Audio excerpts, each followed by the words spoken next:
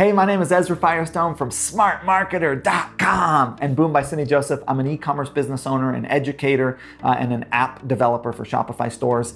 And I run a business. I got a team of 100 people, 100 plus. We do really well, and I love what I do. I'm here to answer some questions. The first one is, what aspect of your work could you geek out about for hours and never get bored?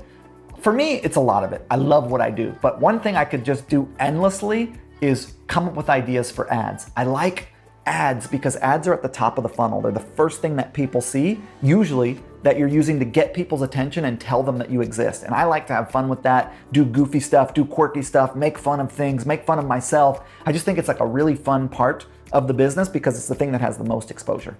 What's one thing you've accomplished in your career that you're most proud of? I'm proud of a lot of stuff I've done. I've done a lot of stuff and it's been really fun. And I think that the thing that I'm most proud of is that I'm still having fun. Like I've figured out how to, 15 years into my career, 100 team members later, tens of millions of dollars a year in revenue, to not be overworked, burned out, unhappy with what I'm doing. Like I love it. I'm having fun with it. I'm enjoying it. I'm bringing others along for the ride. I'm trying to build something that will be around for generations. I'm farming, I'm not hunting. I'm looking to grow stuff that is not all based around me, but that is like the creation of something that supports many people and that is the creation of many people. And I think I've done a really good job at building a team that is happy, that's having fun, that's serving the world and profiting. So if I don't know that answered the question, but I think the thing I'm most proud of is my team.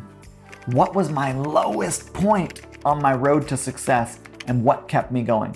I think the lowest point was when I nearly bankrupted us, when I became emotionally attached to an offer that I was trying to promote that wasn't working, and I sank all of our money into it, and we had to live on my wife's yoga earnings. And she was like, she was with me, she was cool, she was not like, she was like, hey dude, like this thing is definitely not working, so why don't you like try something else? But she wasn't like pissed off, but that was pretty tough because like I really wanted it to work and it just wasn't, and I wasn't willing to let go of it. And what kept me going? I was never gonna stop. I have failed trying to work for other people always. And so there was never a question as to whether I was going to make this work. It was just a matter of when. So I never have had the I am going to quit mentality. I've never had the like, this isn't gonna work, I'm gonna give up, or it's too hard. And look, failure, rejection, intensity, self-doubt, like all that stuff is part of the life of an entrepreneur. But if you question the operation, you shouldn't be an entrepreneur. Like you should not be questioning the operation. You must have the confidence that it is going to work out. That is part of what is needed for success. So I never had the worry that it wasn't gonna work. I was gonna keep going until I was going to keep moving forward until it did. What was one thing you wish you'd known when you were just getting started? And if you could give that version of yourself one piece of advice, what would it be?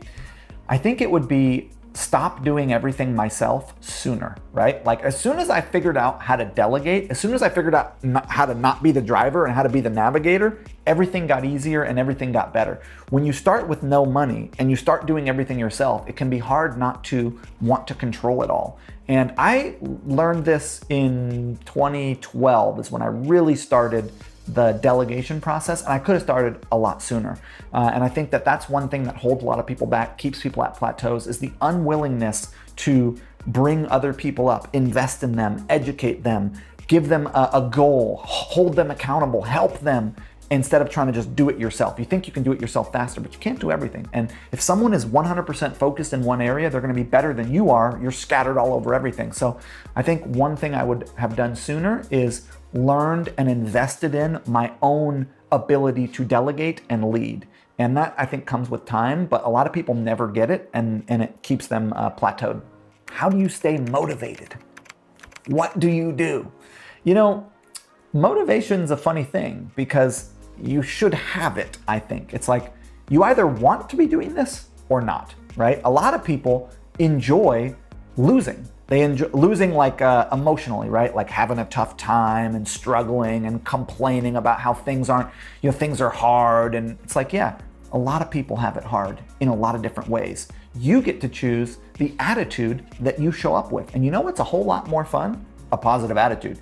A lot of people, like the emotional spectrum that people have is about what they have. So like You put someone in solitary confinement, they have about the same emotional spectrum. They're turned on by the doorknob. They're pissed off at the wall. It's like you have the capacity for whatever emotional experience that you have the capacity for. And if you find yourself not motivated, maybe you're burned out.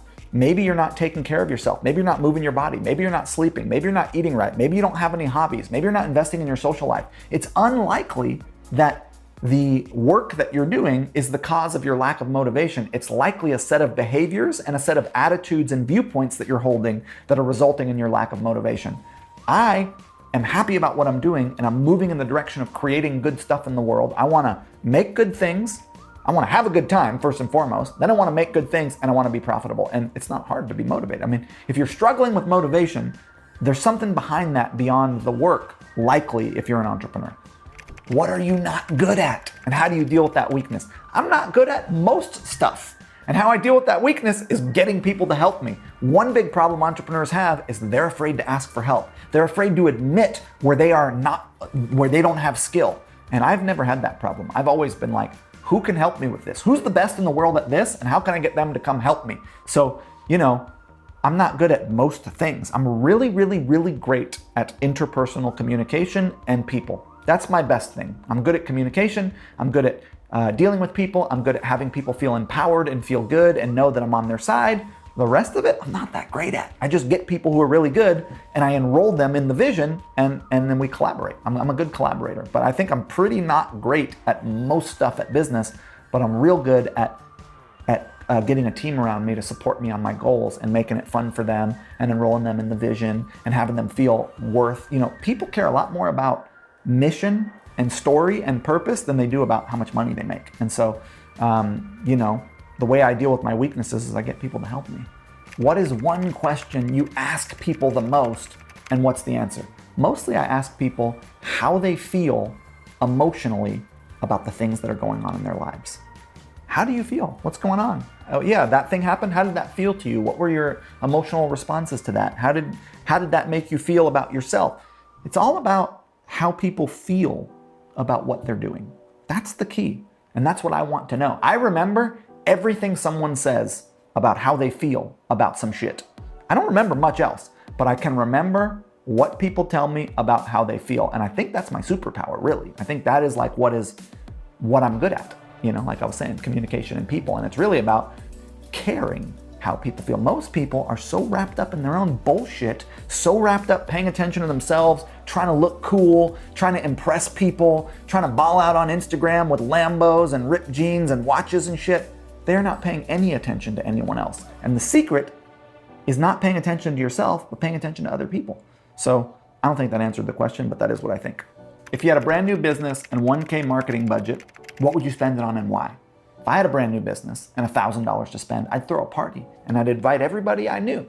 And I'd have drinks and I'd have popcorn, I'd have soup with potatoes in it and shit. I'd have a party that everybody wanted to come to. And at that party, I can guarantee you of the 30 people who showed up, I'd enroll 6 of them to help me in the business. So I would use that money to be the catalyst to create a community. And then out of that community, I would convince people by inspiring them and telling them a story about what I wanted to create to join me. And that'd be the best use of that money. What do I think is the secret to success? And how did I learn that? I think the secret to success in any area of life is consistency. The willingness to put your attention in one area consistently over time and to show up with a positive attitude, a willingness to learn, humble and respect and reverence for whatever the subject matter is, and continue to take the next step in the direction of your goal, no matter what you are faced with. To ride that wave with grace and dignity and a desire to do better and to help and serve. And I learned that at a very young age through martial arts, through poker, through the community where I was raised, that like really what it's about is your frame on the world, your own attitude, your own willingness to take responsibility for your lot in life and do something about it. And I think that like that is really what it comes down to is, are you willing to take responsibility for your actions? Are you the victim of the world? Everything is victimizing you, the weather, your family, your circumstances, or are you the villain? Are you the person who is creating? Are you responsible for what is happening in your world? That's a choice you got to make. So that's what I think about that.